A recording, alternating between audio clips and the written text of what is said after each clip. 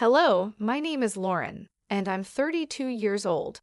I was married to my husband Ryan for 3 years before something unexpected happened that turned our lives upside down. It all began with the arrival of my younger sister, Julie. She's 3 years younger than me, and during our childhood, she was nothing short of a bully. Julie had inherited my mother's striking features, sharp facial structure, slim figure, and piercing blue eyes. Meanwhile, I took after my father with brown eyes and a softer, fuller body. Growing up, I struggled with my weight and had to adhere to strict diets to maintain a healthy shape, whereas Julie stayed effortlessly slim without any such efforts.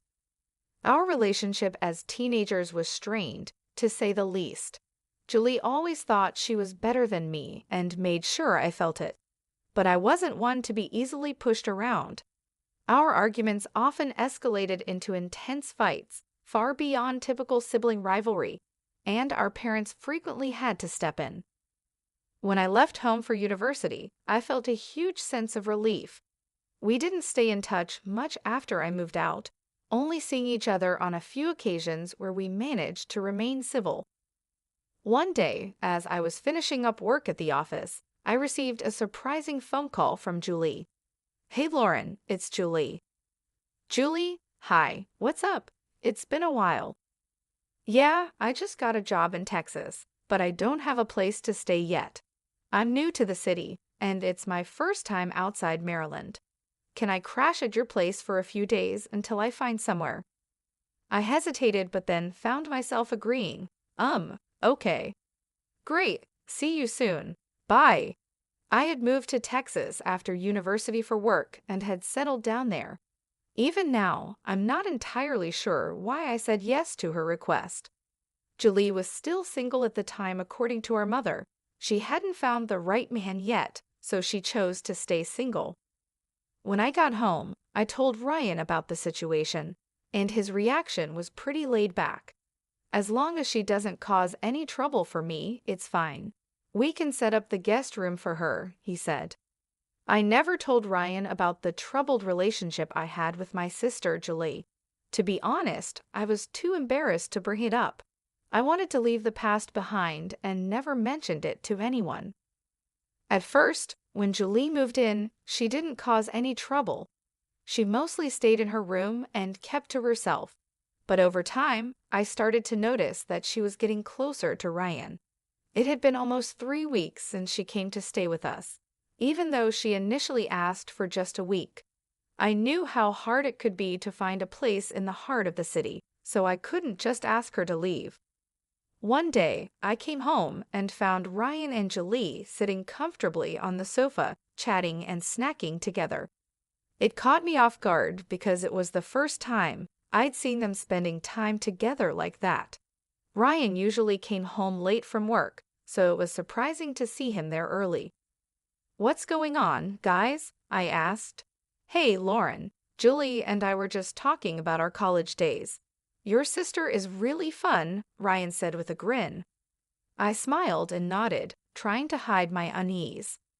I was actually thinking maybe Julie should stay with us instead of finding another place, Ryan suggested.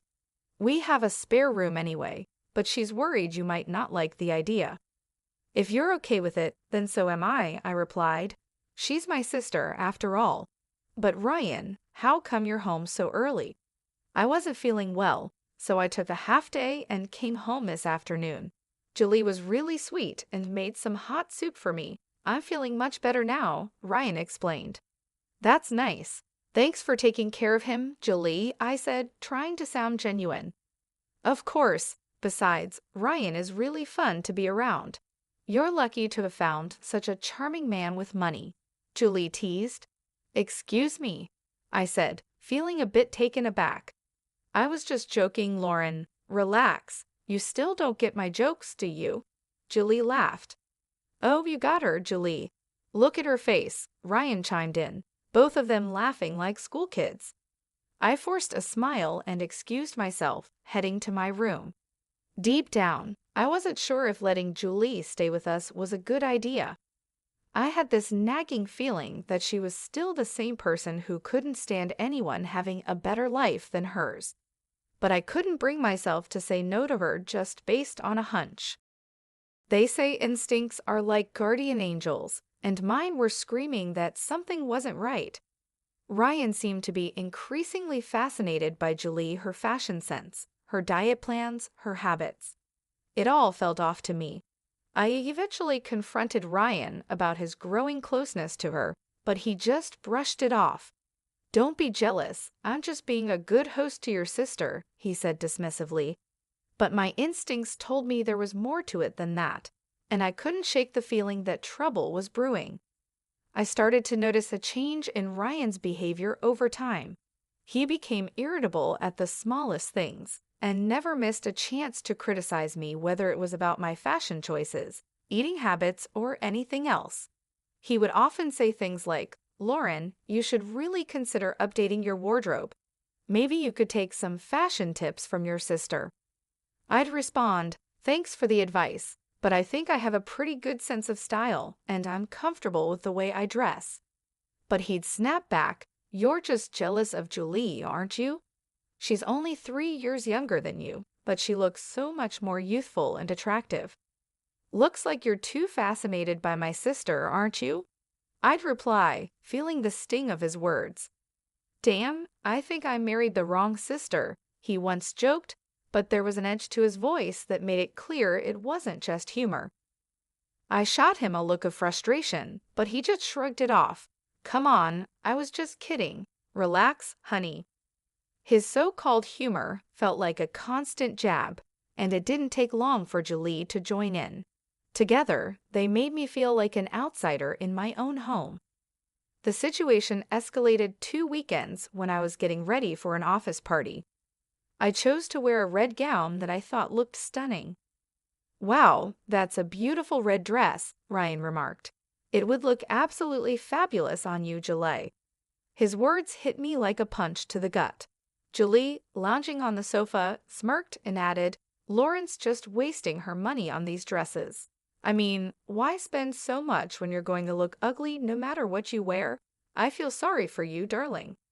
I couldn't believe what I was hearing. "Are you both out of your minds? Do you even realize how hateful and cruel you sound?" Ryan dismissed my reaction, saying, "Honey, you're overreacting. I just meant you shouldn't waste money on clothes that don't suit you. You should wear something more appropriate for your age, something more comfortable." "Comfortable?" I shot back. "You're only a couple of years younger than me. Besides, it's my choice what I wear. You have no right to dictate that." Julie chimed in with a smirk. "Such a narcissist, aren't you? Ryan, how did you even fall for her? Doesn't she look older than you?" "Well, she is 3 years older than me," Ryan admitted, his tone almost teasing. "Wow, that must be why we get along so well, Ryan," Julie joked. "Don't worry, Lauren. People like us just don't get your fashion sense." They both started laughing, sharing in their twisted camaraderie. That was the last straw for me. "Enough," I shouted. "How dare you both sit in my house and gang up on me like this? How dare you speak to me with such disrespect?" Julie's expression darkened, and she shot back, "You're so insecure, Lauren. Are you seriously accusing me of trying to mess with your husband?" "Don't you dare twist my words," I warned. "I'm not like you, desperate and willing to do anything to get what I want." The tension in the room was palpable, and I knew that things would never be the same. The bitterness and betrayal had driven a wedge between us that couldn't be easily repaired. I stormed out of the house, fuming with anger and cursing myself for ever letting Julie stay with us.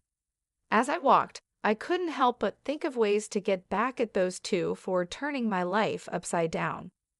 The next day, Ryan approached me with a request that was both surprising and infuriating. "Hey, I think we should give our bedroom to Julie," he said casually. "What? Why on earth would you suggest that?" I snapped, barely able to contain my frustration. "Well, Julie's been complaining that her room is too small, the mattress is uncomfortable, and she doesn't like the fixtures in the guest bathroom," he explained. "Isn't that a bit much?" We've given her a place to stay, and instead of being grateful, she's nitpicking everything. There's no way I'm giving up our bedroom for her, I shot back. Come on, she's a guest. We should do our best to make her comfortable, he insisted. Technically, she's not a guest anymore since you've invited her to stay permanently. Even if she were a guest, the guest room is exactly where she should be, I responded, holding my ground. Ryan's face darkened with annoyance. Julie was right, you're insecure and selfish, he said before storming out of the room. I was exhausted by their constant demands and mind games. My sister had always been jealous and spiteful, unable to tolerate anything good happening to me. Our bedroom was larger and more comfortable than the guest room, and it seemed like she couldn't stand that fact. I had noticed her snooping around in my room, checking out my wardrobe, but I never imagined she'd go so far as to ask Ryan to switch rooms. This incident made me rethink all the little things I'd brushed off before. Sometimes my wardrobe looked different, with clothes that had been neatly ironed now wrinkled, and my makeup items left in disarray. I became certain that Julie was sneaking into my room while I was out, but I needed solid proof before confronting her. I decided to vacuum the room thoroughly, hoping to find some evidence. Halfway through, I discovered something that confirmed my suspicions: Julie's ring, lying beneath the bed. That small discovery set off a whirlwind of thoughts in my mind. Why was she sneaking into my room? Was she stealing from me? Or was there something more sinister going on? The idea that she might be having an affair with Ryan crossed my mind, and I knew I needed to confront her in front of him to gauge his reaction. Later that day, I approached her with the ring in hand.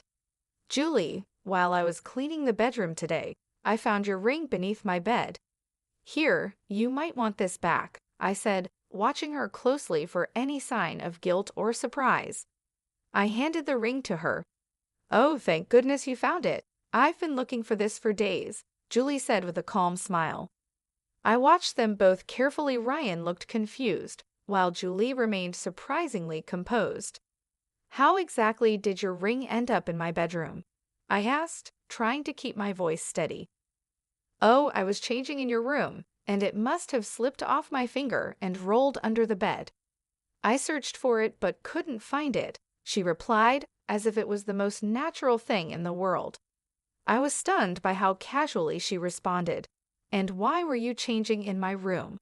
I pressed. Oh, I used your bathroom because the water wasn't running properly in mine, so I thought it would be easier to use yours, she said, still calm. Really? But you didn't mention anything to me. I could have called a plumber to fix it, I said, not buying her story for a second. Before Julie could answer, Ryan cut in. Come on, Lauren, why are you making such a big deal out of this? It's a small thing. And besides, that's why she wanted to switch rooms anyway. I'll call the plumber and get it sorted. Julie had always been a master at lying, even when we were kids. I knew she was making up this story on the spot, and I could see that Ryan, who had been confused at first, was now completely taken in by her calm demeanor and smooth lies. It was clear to me that something was going on between them, but I needed solid proof before I confronted them. Otherwise, I would just come across as paranoid. So, I decided to bide my time, swallow my anger, and gather evidence. We had lived in that apartment for years, and I had a good relationship with the security guards and the building's caretaker. The next day, I casually struck up a conversation with the guards, trying to gather information about Ryan's comings and goings. To my surprise, one of the guards told me that Ryan came home every afternoon and then left again before evening. That piece of information was the missing link I needed. I was shocked he was taking breaks from work to come home and spend time with Julie, only to return to the office as if nothing had happened. It was infuriating, but I didn't let my anger show. Instead, I began to plan my revenge on both of them. Sleeping in that bed, knowing what had been happening behind my back, made my skin crawl. But the thought of exposing my sister and my deceitful husband kept me going. I knew I had to be smart about it. I devised a plan to finally confront them. I called my parents-in-law and invited them over for lunch, telling them that Ryan had been promoted and I was throwing a surprise party to celebrate. I'd offered to pick them up the next day in the afternoon, so we could all arrive at the house together. Little did they know, this was all part of my plan to reveal the truth and take back control of my life. I considered calling my parents to witness the shocking scene that was about to unfold, but I hesitated.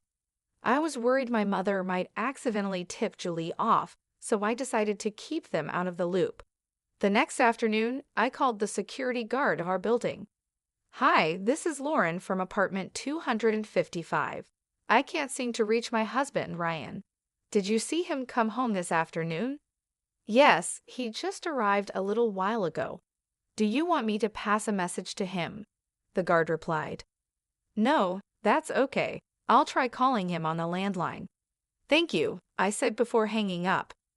I quickly drove over to my parents-in-law's house to pick them up. "Hey, come on in," I greeted them with forced enthusiasm. "Lauren, why did you plan a surprise on a weekday?" Teresa, my mother-in-law, asked curiously. "Well, Ryan called in sick today because he wasn't feeling well, so I thought a surprise party might cheer him up. He'd love to have you both here to celebrate with him," I explained, trying to keep my voice steady. "Oh, I'm so happy for him," Teresa replied, smiling. I hurried them into the car and drove back to our apartment as quickly as I could. When we arrived, instead of ringing the doorbell, I used my keys to unlock the front door. I turned on my phone's camera and told my in-laws that I wanted to capture Ryan's reaction to the surprise. The living room was empty, but I knew exactly where to find them. I led my parents-in-law quietly toward the bedroom, motioning for them to follow me on tiptoe. When I opened the bedroom door, the sight that greeted us was exactly what I had feared. Ryan and Julie were caught in the act, frozen in shock at being discovered.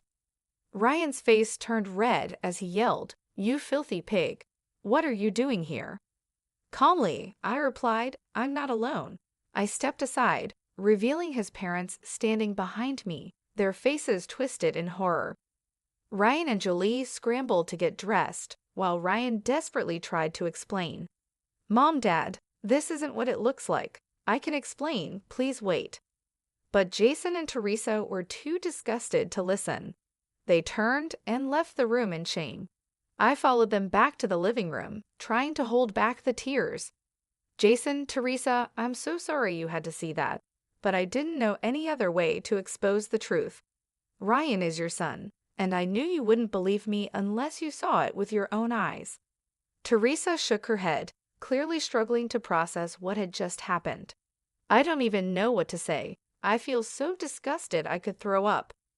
Just then, Ryan rushed into the living room, his voice desperate. "Mom, please let me explain. This is a misunderstanding. Both of these sisters are trying to frame me." But Jason cut him off sharply. "Shut up, Ryan. Just shut up.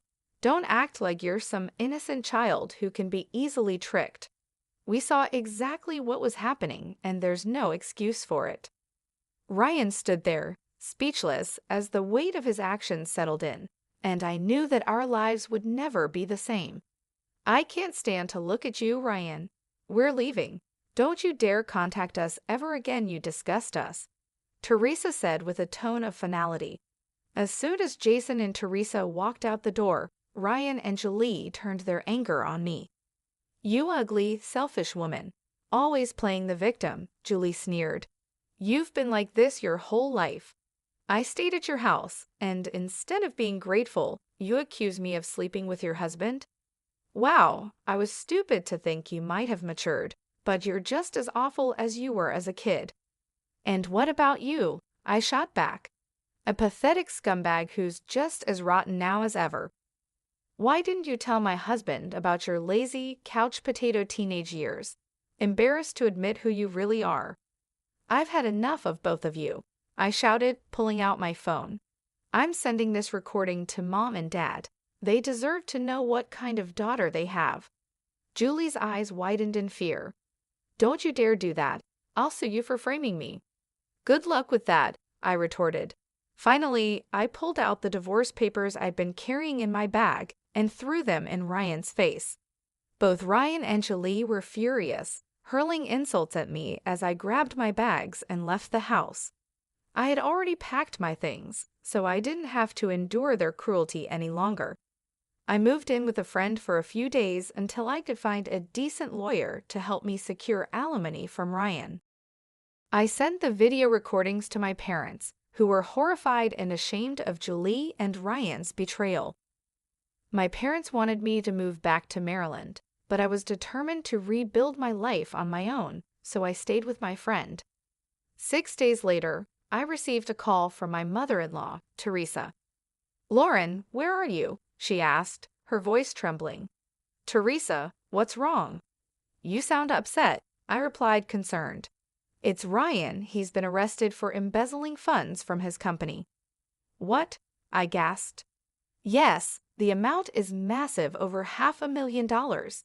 We need to return the money as soon as possible, or he'll face criminal charges with severe punishment."